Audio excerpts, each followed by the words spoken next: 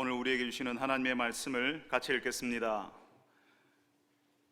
하나님의 말씀은 신약성경 마가복음 11장 27절에서 12장 12절까지 말씀입니다. 신약성경 마가복음 11장 27절부터 12장 12절까지 말씀. 제가 가진 성경은 신약성경 74쪽입니다. 신약성경 74쪽 마가복음 11장 27절부터 12장 12절까지 말씀을 저하고 함께 교독하겠습니다. 제가 먼저 27절을 읽습니다. 그들이 다시 예루살렘에 들어가니라. 예수께서 성전에서 거니실 때에 대제사장들과 서기관들과 장로들이 나와 이르되 무슨 권위로 이런 일을 하느냐? 누가 이런 일 할 권리를 주었느냐? 예수께서 이르시되 나도 한 말을 너희에게 물으리니 대답하라. 그리하면 나도 무슨 권위로 이런 일을 하는지 이르리라. 요한의 세례가 하늘로부터냐 사람으로부터냐? 내게 대답하라. 그들이 서로 의논하여 이르되 만일 하늘로부터라 하면 어찌하여 그를 믿지 아니하였느냐 할 것이니 그러면 사람으로부터라 할까 하였으나 모든 사람이 요한을 참 선지자로 여김으로 그들이 백성을 두려워하는지라. 이에 예수께 대답하여 이르되 우리가 알지 못하노라 하니 예수께서 이르시되 나도 무슨 권위로 이런 일을 하는지 너희에게 이르지 아니하리라 하시니라. 예수께서 비유로 그들에게 말씀하시되 한 사람이 포도원을 만들어 산 울타리로 두르고 즙 짜는 포트를 만들고 망대를 지어서 농부들에게 새로 주고 타국에 갔더니 때가 이름에 농부들에게 포도원 소출 얼마를 받으려고 한 종을 보내니 그들이 종을 잡아 심히 때리고 거저 보내었거늘 다시 다른 종을 보내니 그의 머리에 상처를 내고 능욕하였거늘 또 다른 종을 보내니 그들이 그를 죽이고 또 그 외 많은 종들도 더러는 때리고 더러는 죽인지라. 이제 한 사람이 남았으니 곧 그가 사랑하는 아들이라.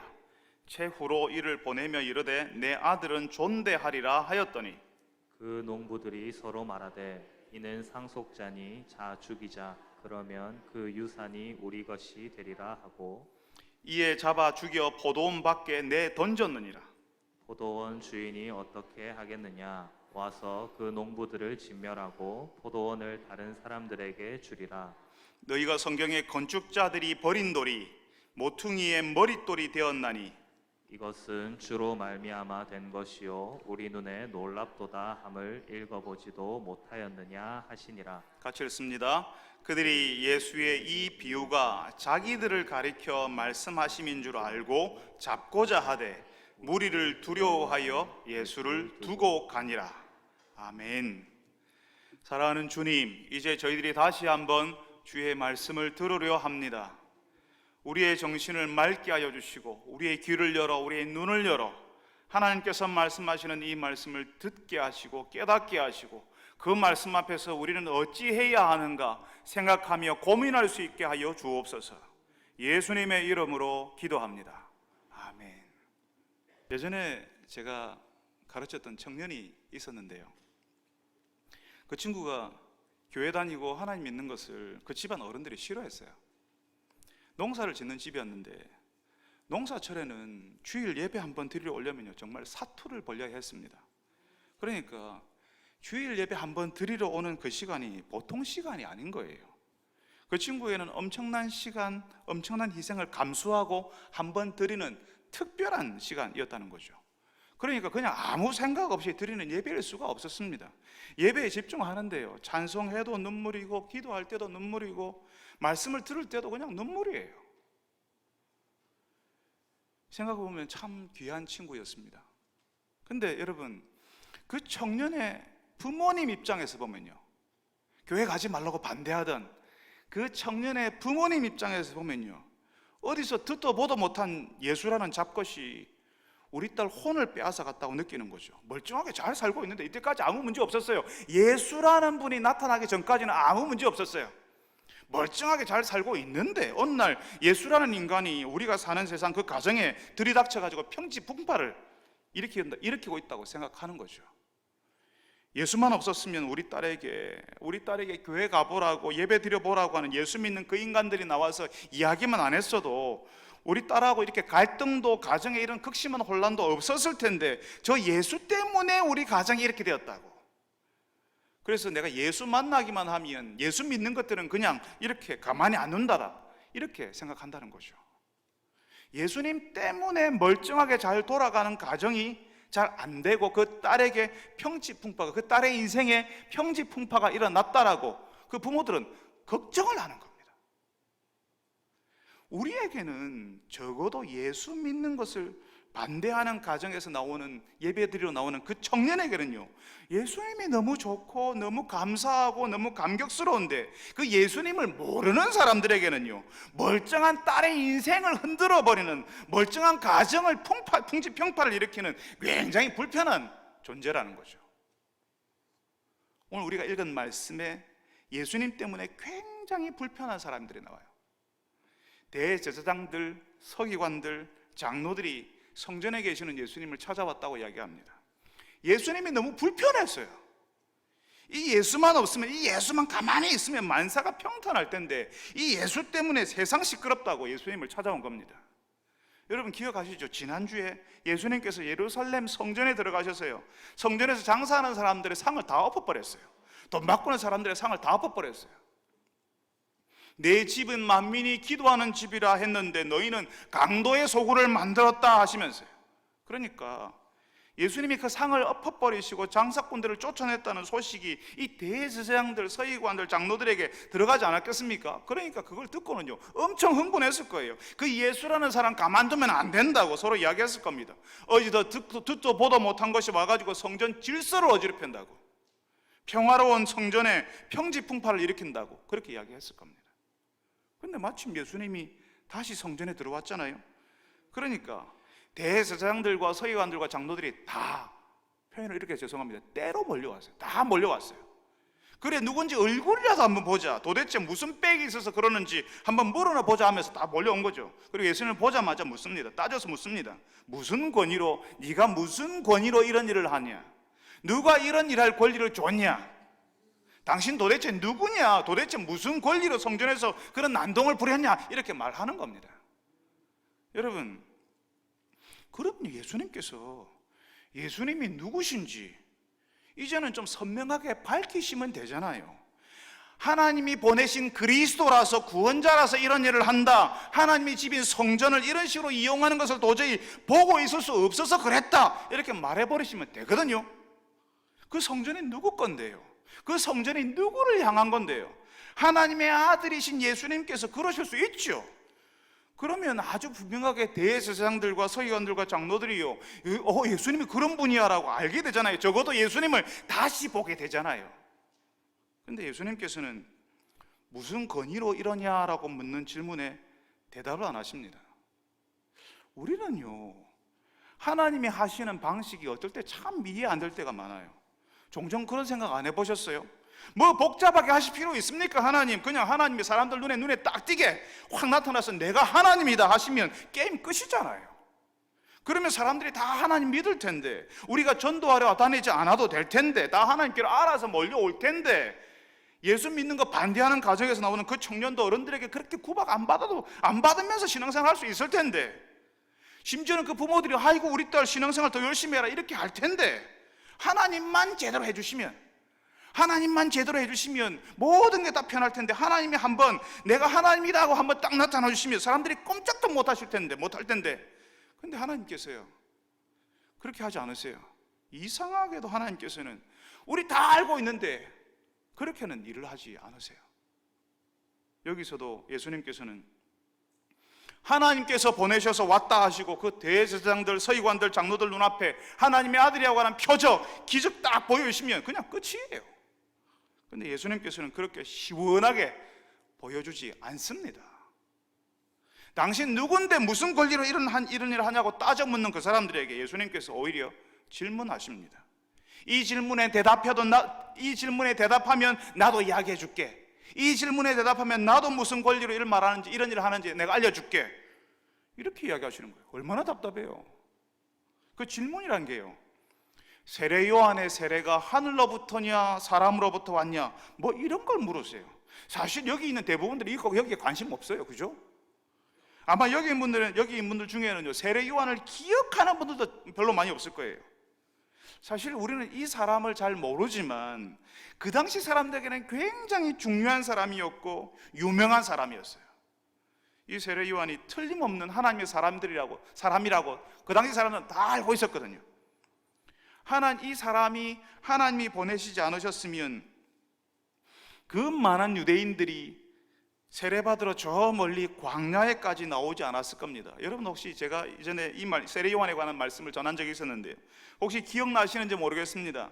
유대인들은 세례 안 받았다는 거. 세례는 다 그 당시에 이방인들, 유대인이 아닌 사람들만 받았다는 걸 한번 말씀드린 적이 있었어요. 유대인들은 민족적 자부심이 대단했거든요. 지금도 마찬가지인데요. 그래서요, 유대인들이 아닌 이방인들, 그 당시에 이방인들은 부정한 사람, 순결하지 못한 사람, 모자란 사람들이라고 생각했어요. 그런데 그런 유대인들이 세례 요한에게 이방인들이 나 받는 세례를 받으러 왔다고요. 자신을 하나님 앞에서 이방인처럼 부정하고 모자란 사람이라고, 그래서 하나님께서 다시 자신을 받아주시기를 바라면서 하나님께서 자신을 물로 깨끗하게 씻으시듯이 정결하게 해달라고 세례를 받았다는 겁니다. 이거는요, 그 당시 일반적인 유대인들에게는 있을 수 없는 사건이었어요. 굉장한 일이었어요. 저 광야에서 세례 요한이 있었는데 수많은 사람들이 예루살렘으로부터 수많은 사람들이 세례 요한에게 왔어요. 세례해달라고, 세례받게 해달라고. 그러니까 그 당시 예루살렘에 있던 종교 지도자들이요, 대제사장, 서기관, 장로들이요, 도대체 뭔 일이 일어나는지 한번 가서 보자 이랬거든요. 이 말도 안 되는 현상을 보려고요. 하나님이 하지 않으면 안 되는 일이었어요. 근데 예수님께서 이 사람들에게, 대제사장들, 서기관들, 장로들에게 물으시는 겁니다. 이 세례 요한에 대해서. 그 요한의 세례가 하늘로부터냐 사람으로부터냐? 이 질문에 대답하면 나도 너희들에게 내가 무슨 권위로 내가 왜 그랬는지 말해주겠다, 이렇게 이야기하시는 겁니다. 여러분, 예수님께서는요, 지금 이 대제사장들과 서기관들과 장로들이 예수님이 누구신지 정말 궁금해가지고, 와, 정말 저분은 누구세요? 예수님 어떤 분이세요? 그래서 정말 궁금해가지고 무슨 권위로 이런 일을 하느냐라고 묻지 않는다는 사실을 알고 계세요. 그냥 갈릴리 총구석 나사렛에서 듣보잡 선생 만나면 꼬투리 잡아서 겁 좀 주고 내쫓아 버리려고 하는 심산으로 예수님께 나왔다는 거죠. 그걸 예수님은 알고 계세요. 무슨 권위로 무슨 권리로 그랬냐 하면서 대제사장들과 서기관들과 장로들이 지금 막 몰려 나왔잖아요.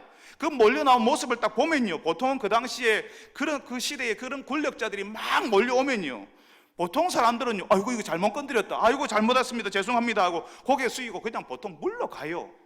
이 분위기가 그런 분위기가 아니거든요. 그러니까 예수님이 누구신지 알고 싶어서 당신이 무슨 권위로 이러십니까? 이렇게 묻는 게 이 사람들이 아니라고요. 그래서 예수님께서 요한의 세례가 하늘로부터냐 사람으로부터냐라고 다시 질문하는 겁니다. 그 질문으로 이 대제사장들과 서기관들과 장로들이 어떤 사람들인지를 드러내세요. 요한의 세례가 하늘로부터라고 하면 왜 그 사람 안 믿었어 너희들은? 이렇게 할 것이고, 사람으로부터라고 하면 요한을 다들 선지자라고 하나님이 보낸 사람이라고 믿고 있는데 그걸 하나님이 보낸 사람이 아니라고 사람으로부터라고 하면 백성들이 다 쳐보고 있잖아요 지금. 그러니까 그게 두려우니까 이 답하기가 굉장히 곤란한 거죠. 그래서요, 우리는 모른다, 요한의 세례가 하늘로부터인지 사람으로부터인지 알지 못한다, 이렇게 답을 합니다. 그러니까 그냥 이 사람들은 요한의 세례가 하늘로부터 하나님으로부터 온 거라는 생각을 전혀 하지 않는다는 거죠. 수많은 사람들이 세례 요한을 하나님이 보낸 사람, 그의 세례가 하나님께서 일으키신 기이한 일로 받아들였지만 지금 여기 대제사장들, 서기관들, 장로들은 세례 요한을 믿지도 인정하지도 않았다는 겁니다. 다만 지금 자기들을 둘러싸고 있는 사람들, 예수님과 이 사람들의 대화를 듣고 있는 그 수많은 사람들의 눈치가 보이니까, 그 사람들이 두려우니까 잘 모른다, 이렇게 이야기한다고요. 예수님께서는 그런 사람들에게 예수님이 무슨 권위로 성전에서 그런 일을 하셨는지 말하고 싶지 않으셨습니다. 그 당시 누가 봐도 명백하게 하나님의 일이었던 세례 요한의 그 세례를 아무것도 아닌 것으로 넘어가 버린다면 예수님이 무슨 이야기를 해도 듣지도 않고 믿지도 않을 것이기 때문에 그래요. 그래서 예수님께서는 당신 누구냐? 무슨 누군데 무슨 권리로 이 평안한 성전에 와서 평지풍파를 일으키고 그러냐? 그렇게 질문하는 그 대제사장들, 서기관들, 장로들에게 아무 말도 하지 않으셨습니다. 그냥 침묵하셨어요.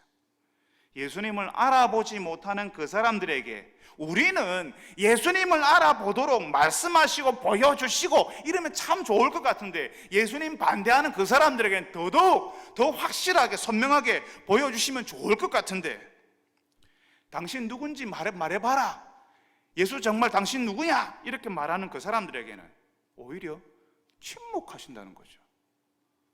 나도 무슨 권위로 이런 일을 하는지 너희에게 이르지 아니하리라 말씀하십니다.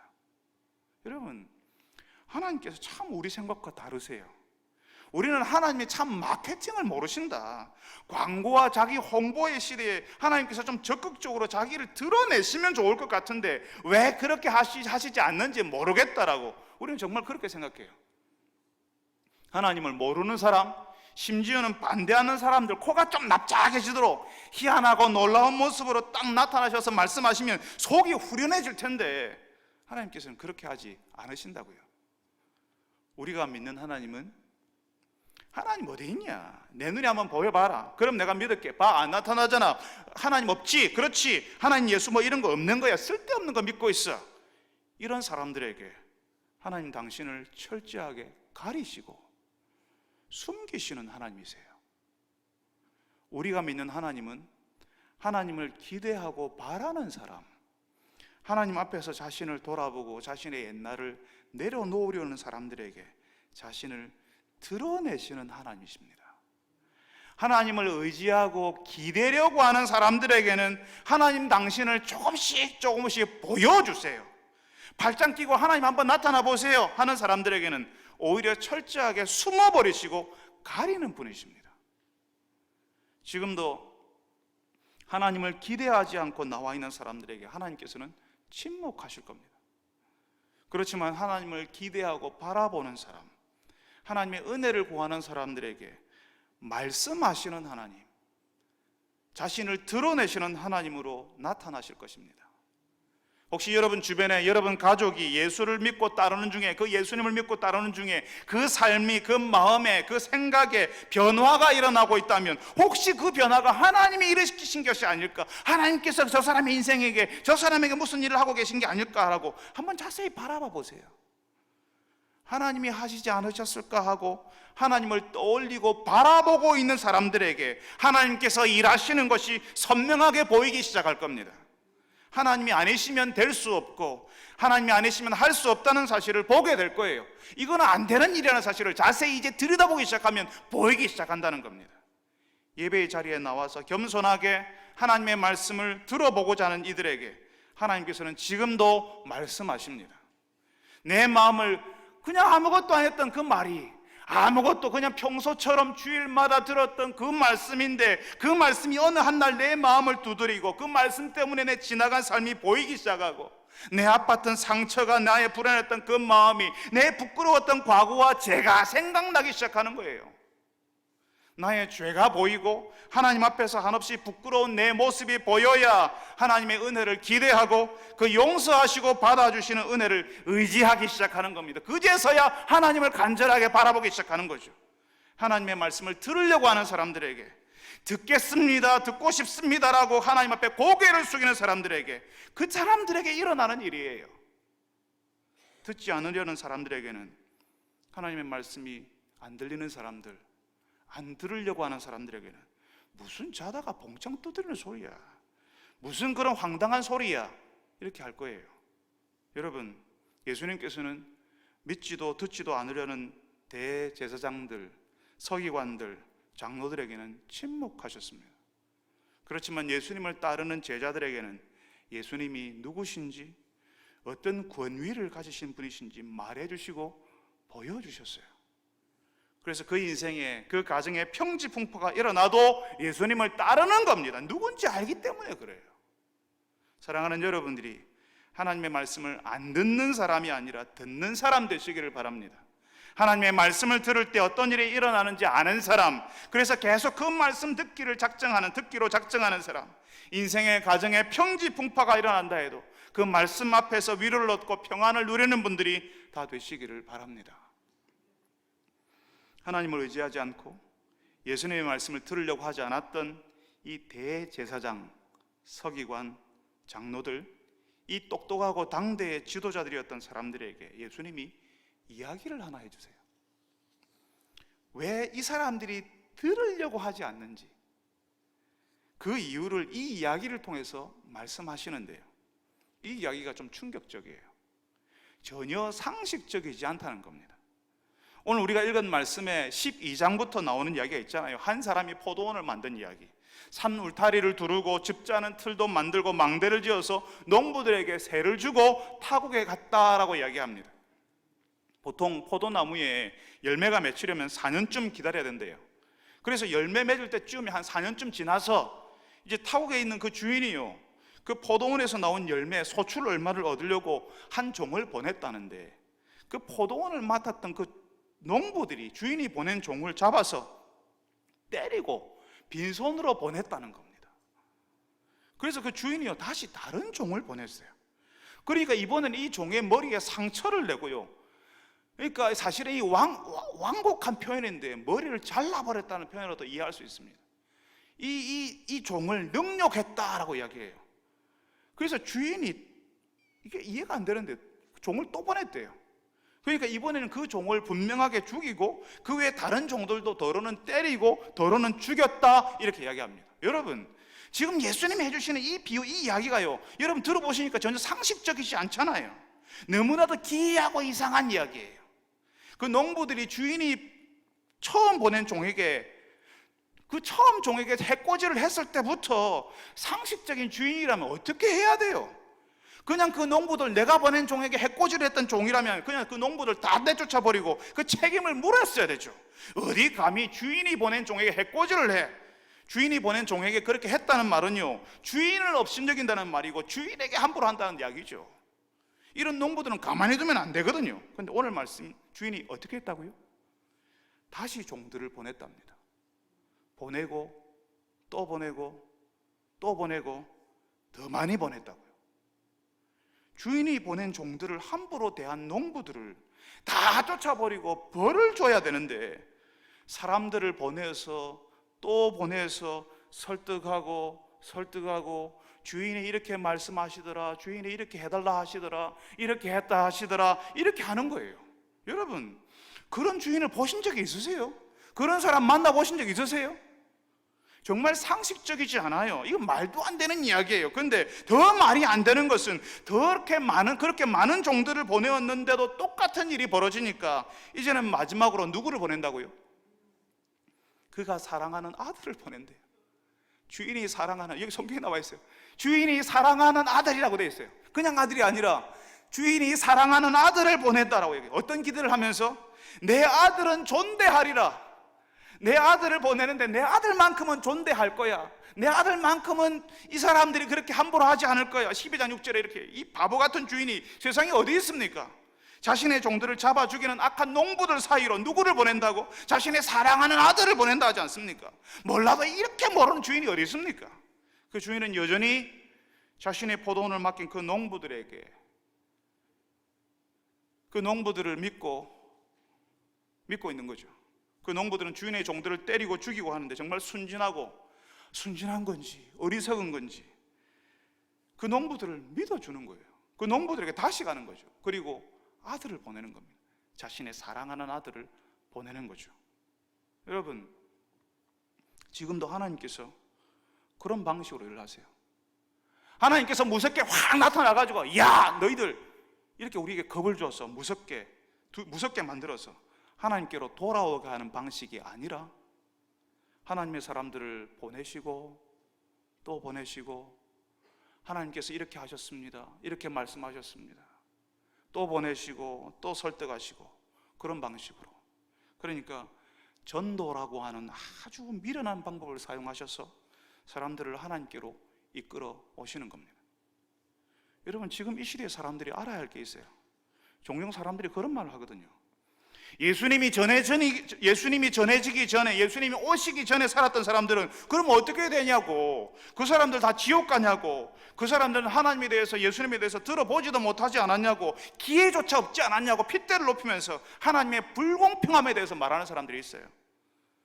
그게 우리가 하나님이고 예수가 안 믿는 이유라고 막 그냥 아주 자신만만하게 당당하게 이야기하는 사람들이 있어요. 여러분, 우리는 예수님이 이 땅에 전해지기 전에 살았던 그 사람들에 대해서 잘 모릅니다. 그 사람들이 지금 어디에 있는지도 몰라요. 그렇지만 확실한 것 두 가지가 있어요. 그 첫 번째는 우리가 하나님과 관계를 맺으려면, 우리가 하나님 나라에 속해 있으려면 예수 그리스도를 의지해야 된다는 것이고, 두 번째는 지금은 예수님에 대해서 말하는 사람들, 예수님을 전하는 교회들이 예전보다 훨씬 많다는 겁니다. 이전에는 전해주는 사람이 없어서 몰라서 못 들었습니다라는 변명이 통하는 때였어요. 그 전에 예수님 오시기 전에 예수님에 대해서 말하는 사람이 없었는데 어떻게 믿을 수 있습니까? 그 사람 어떻게 됩니까? 뭘 변명이 될 수 있을 거예요. 근데 지금은 적어도 우리는 변명할 수 없어요. 곳곳에서 하나님에 대해서 말하고 증거하는 사람들, 교회들이 있기 때문에 그렇습니다. 하나님께서 적어도 이 사회에 수많은 주의 종들을 보내셔서 하나님이 우리의 주인이요, 우리가 그 앞에 우리 인생의 열매를 드려야 한다는 사실을 전하고 계십니다. 우리 앞에 사람들은 다 어떻게 되는데, 우리 이전 사람들은 다 어떻게 됐는데, 거기에 목을 매지 마세요. 하나님께서 다 알아서 판단하실 거예요. 문제는 지금 우리예요. 우리가 안 된다는 거예요.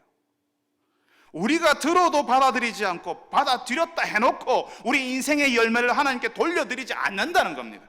예수님이 말씀하시는 그 포도원 농부들처럼요. 여러분, 지금 예수님이 말씀하시는 이 바보 같은 주인, 자신의 종들을 잡아 죽이는 그 농부들에게 아들을 보내는 그 주인이 누구죠? 예수님의 이야기에 나오는 그 포도원 주인, 누구를 가리키죠? 우리 하나님 아버지. 하나님 한번 나와봐라. 그래, 어디 있는지 한번 나타나봐라. 그러면 내가 믿을게, 내가 인정해줄게. 이런 사람들에게 하나님이 아들을 보내십니다.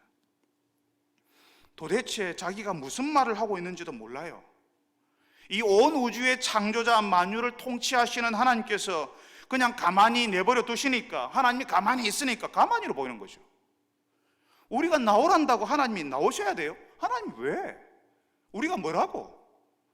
왜 우리 같은 하찮은 사람의 소리를 들으셔야 되는데요? 하나님께서 하나님을 섬길 마음도 따를 마음도 없이 한번 해보자고 달려드는 참 무례하고 악한 사람들의 소리에 왜 귀를 기울이셔야 되는데요? 그냥 하나님의 군대를 다 보내셔서 쓸어버리시면 간단합니다. 다들 조용해질 거예요. 세상에 혼자 저절로 태어났다고 믿고, 자기 혼자 스스로 컸고, 스스로 다 알게 되었고, 스스로 모든 것을 다 했다고, 혼자 다 했다고 착각하는 한심한 사람들에게 하나님이 그냥 손 한번 흔들어 버리시면 그냥 다 날아가 버리는 인생이에요. 우리가 오늘 예수님이 해주시는 이야기에서 보잖아요. 포도원 다 만들어서 맡겨줬는데 불순종하는 그 농부들, 하나님의 종들을 무시하고 때리고 죽이는 그 농부들을 우리 정서로는요 그냥 콱 쓸어버리시고, 왜 그렇게 하시지? 왜 하나님 그렇게 안 하셨어?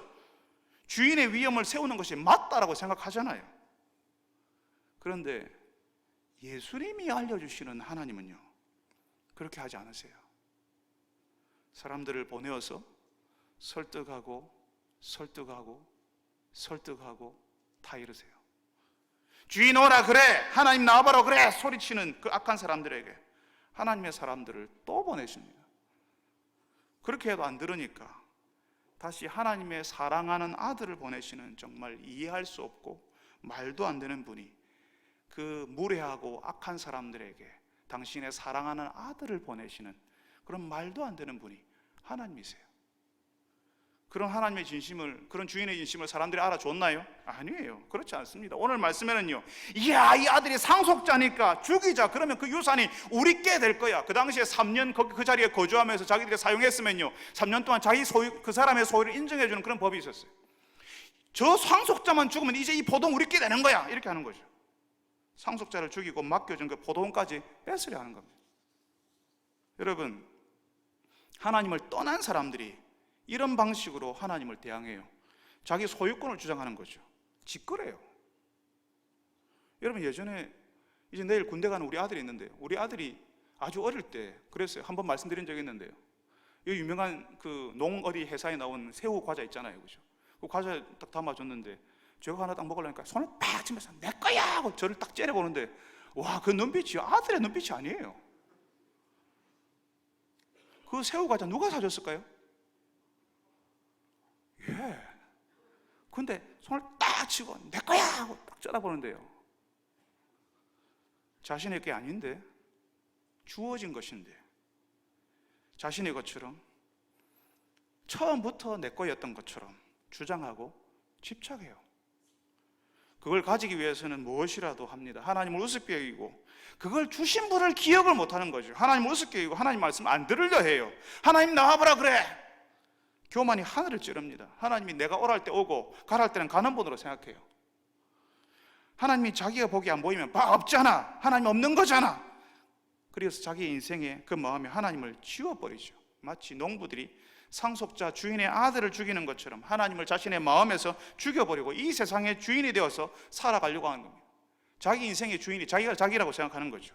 그러면 자기가 사는 세상이 자기 것이 되는 줄로 착각하고 살아요. 한동안만 70인생 80년 동안 그렇게 살겠죠. 우리가 가진 것, 누리는 것 모두 하나님께서 다 만드셔서 우리에게 맡겨주셨는데, 그래서 그 만드신 분이 있다는 사실을, 그 만든 걸 보고 우리가 알아야 되는데, 그걸 알아주기를 원하시는데, 그 만드신 것의 열매를 드리는 인생 살기를 원하시는데, 아니야 내 거야 내가 주인이야 하면서 산다는 거죠. 여러분, 내 손에 쥐고 있는 것이, 내가 누리고 있는 것이, 내가 숨쉬고 있는 이 생명이 내 게 아니에요.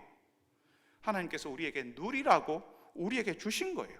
우리는 만들지도 짓지도 않은 것들을 누리면서 아, 이걸 만드신 분이 계시구나, 우리에게 이걸 맡겨주셨구나 하고 알기를 원하시는데 우리가 자꾸 주인이 되려고 한다고요. 그래서 하나님의 말씀을 안 들어요. 사랑하는 여러분, 오늘 예수님이 가르쳐 주시는 것처럼, 가르쳐 주시는 것은 포도원을 만든 주인처럼 우리의 세상을 만드신 분이 계시고 그 세상을 우리에게 맡겨주셨다는 겁니다.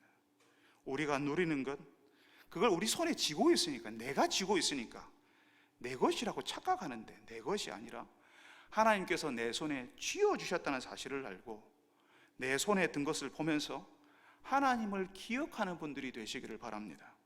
주인이신 하나님께서 내게 맡기셨으니 어느 때인가 그 맡기신 것의 열매를 찾으실 거라는 사실을 알고 우리 삶의 열매에 맡겨주신 하나님을 향해 열심히 일한 사람의 열매를 준비해드리는 여러분들이 되시기를 바랍니다.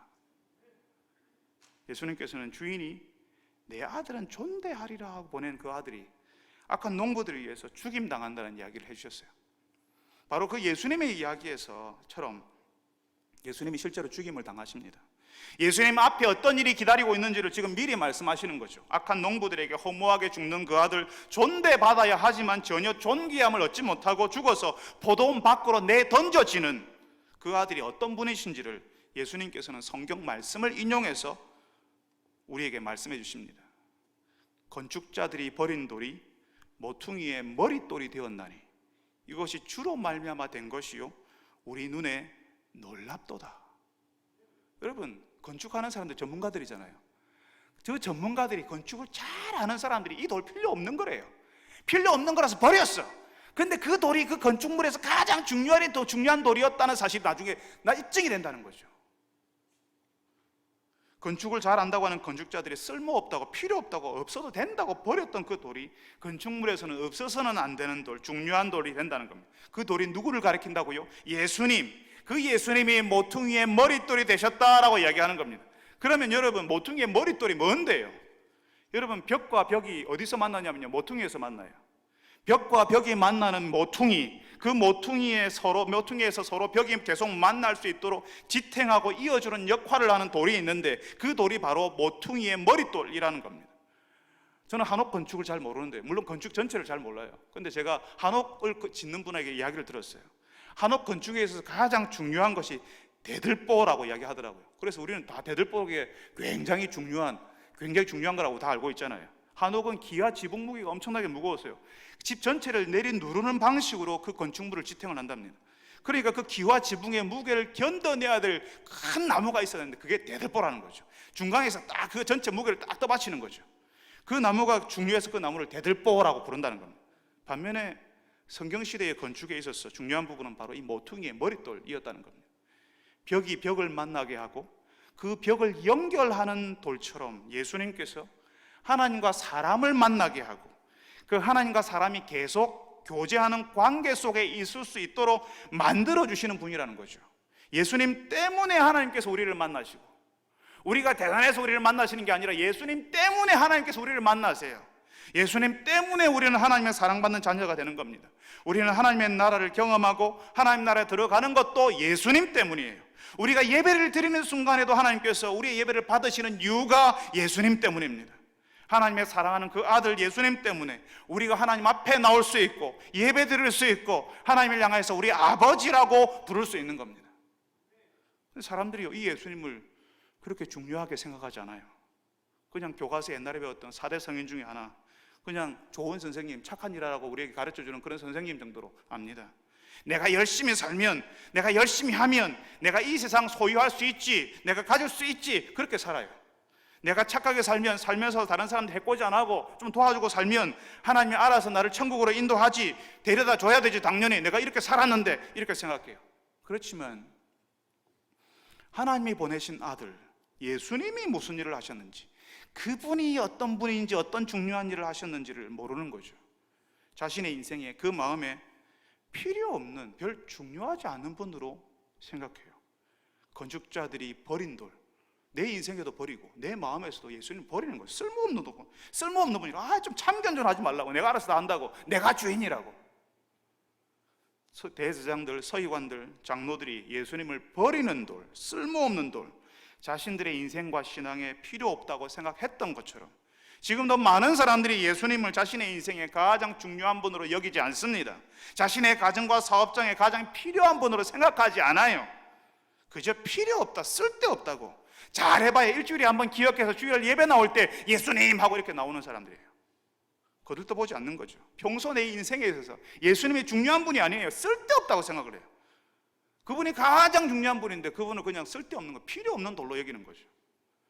그렇지만 하나님께서는 그 예수님, 사람들이 쓸모없다 했던 그 예수님을, 하나님을 알고 하나님 나라를 경험하는 데 가장 중요한 분이 되게 하셨습니다. 벽과 벽이 만나는 모퉁이, 그 모퉁이가 떨어지지 않도록 지탱하는 모퉁이의 머릿돌이 되신 겁니다. 하나님과 사람이 예수님 때문에 만나고, 하나님과 사람이 예수님 안에서 교제가 일어나고 화해가 일어나고 회복이 일어나는 것이죠. 하나님의 나라가 거기서 시작되는 겁니다. 바로 이 예수님, 건축자의 버린 돌이 모퉁이의 머릿돌이 되게 하셨다는 그 예수님을 우리가 지금 어떻게 대우하냐? 우리가 그분을 건축자의 버린 돌로 여기냐, 아니면 모퉁이의 머릿돌로 여기냐? 건축자들이 버린 돌로 여기냐, 모퉁이의 머릿돌로 대우하냐? 거기에 따라서 우리의 인생의 끝이 결정이 됩니다. 아니, 지금 우리 인생의 향방을 결정해요. 오늘 예수님의 이야기에 나오는 그 포도원 농부들은 주인이 보낸 아들을 죽여버렸습니다. 내 아들은 존대하리라 기대했는데 그 아들을 존대하지 않는 농부들을, 오늘 말씀 12장 9절에 오늘 우리가 읽었던 말씀에 포도원 주인이 그 농부들은 진멸하고 포도원을 다른 사람에게 주리라, 그렇게 이야기합니다. 그러니까 그 주인의 아들, 건축자의 버린 돌, 바로 그 예수님을 존대하지 않는 사람들을 하나님께서 존대하지 않는다는 거예요. 하나님께서 심판하신다고요. 그렇지만 그 하나님의 아들 예수님을 존대하고 받아들이는 사람들에게는 그 예수님 때문에 하나님께서 허락하시는 은혜들을 누리며 살게 되는 겁니다. 그 예수님을 존대하고 받아들인다는 것은요, 그 예수님의 말씀을 우리가 듣는다는 거예요. 그래서 그 예수님이 말씀하시는 대로 우리가 사는 거예요. 그 예수님이 하나님 아버지께 우리에 대해서 말씀해 주실 것이니까, 우리가 힘들 때, 어려울 때, 아플 때, 우리가 기쁠 때 아들이신 예수님께서 하나님께 저 사람 힘들다고, 저 사람 아프다고, 저 사람 어렵다고 말씀하여 주실 것이기 때문에 그 예수님을 우리의 중보자로, 우리의 구원자로 우리가 의지하고 있다고요. 그 아들 예수님을 의지하지 않으면 우리는 하나님의 일을 할 수 없고 하나님의 은혜를 누릴 수가 없습니다. 하나님의 나라도 경험할 수 없습니다. 지금 우리가 예수님을 의지하고 바라지 않으면 우리 인생의 열매를 하나님께 돌리지 않으려고 할 거고요, 하나님 나라 대신 이 세상에 빛나는 것을 쫓아서 허망하게 살 가능성이 많아요. 그래서 예수님을 통해서 하나님과의 관계, 하나님의 다스림을 경험하게 하셨는데 그 예수님을 내가 대우하지 않으면, 존대하지 않으면 그거 경험하지 못하면서 살아가게 됩니다. 하나님과의 관계, 하나님의 다스림 그런 거 모르면서 인생 70년, 80년을 보내게 된다고요. 물론 우리를 아는 사람들은 우리를 향해서 신자라고 불러주겠죠. 저 사람 교회 다니는 사람이야 이렇게 해주겠죠.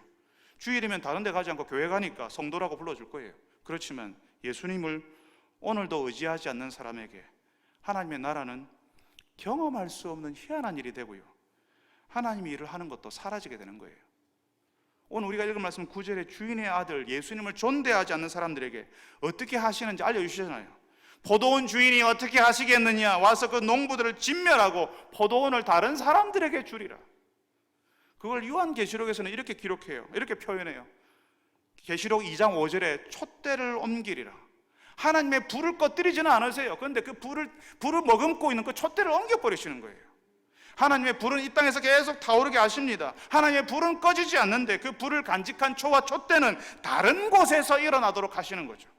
처음에 이스라엘에서 하나님의 백성이라 일컬음 받았던 이스라엘에서 시작된 하나님의 불이, 이 사람들이 하나님을 인정하지 않으니까, 예수님 안 믿으니까 이방인들에게 넘어가요. 그 불이 넘겨가는 거, 촛대가 옮겨지는 거죠. 그리고 그 하나님의 불이 우리나라와 이 대구 땅에까지, 우리 교회까지 흘러 들어왔는데 그 불이 여기 계속 머무르고 타올라야 하는데 우리가 예수님을 의지하지 않으면 하나님께서 촛대를 옮기시는 겁니다. 예수님을 믿고 의지하는 사람들에게, 예수님을 믿고 의지하는 그런 부족들에게, 예수님을 믿고 의지하는 나라들에게, 예수님을 믿고 의지하는 교회들로 옮겨진다고요. 그럼 우리는 그러겠죠.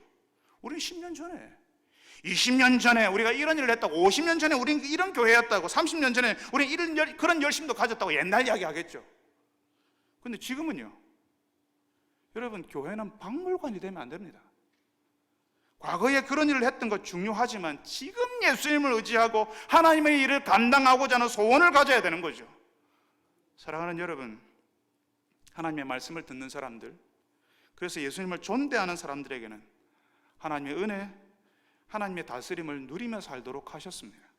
그렇지만 듣지 않는 사람들에게는 하나님의 심판이 기다리고 있습니다. 이 땅에서 하나님의 은혜, 하나님의 다스림도 알지 못하고 이후에는 자신의 것이라 생각했던 것들이 사실은 실상은 하나도 자신의 것이 아니라는 엄청난 진실을 비참하게 깨닫게 되겠죠. 그리고 후회의 날들을 보내게 될 겁니다. 저 바깥 어두운 곳에서 이를 갈미 있으리라, 예수님께서 말씀하셨죠. 여러분, 후회하지 않는 인생은 예수님을 존대하는 인생입니다. 그분의 말씀을 듣는 인생이라야 하나님이 인정하시는 인생이에요. 그래야 우리 인생의 주인이신 하나님께 기쁨의 열매를 내어드릴 수 있고요, 하나님께 드리는 게 기뻐지는 거예요. 그 예수님을 믿고 따라야 하나님이 기대하시는 열매가 맺혀진다고요. 사랑하는 여러분들이 하나님의 말씀을 들으시는 분들, 그래서 그 하나님의 아들, 그 예수님을 그 마음에 모시고 그분을 믿고 의지하는 분들이 되시기를 바랍니다. 그래서 그 예수님 때문에 얻게 되는 하나님의 위로, 그 하나님께로부터 오는 감사, 평안, 그 하나님의 다스림을 여러분의 인생에 경험하고 최선의 열매를 주께 돌려드리는 분들이 다 되시기를 바랍니다.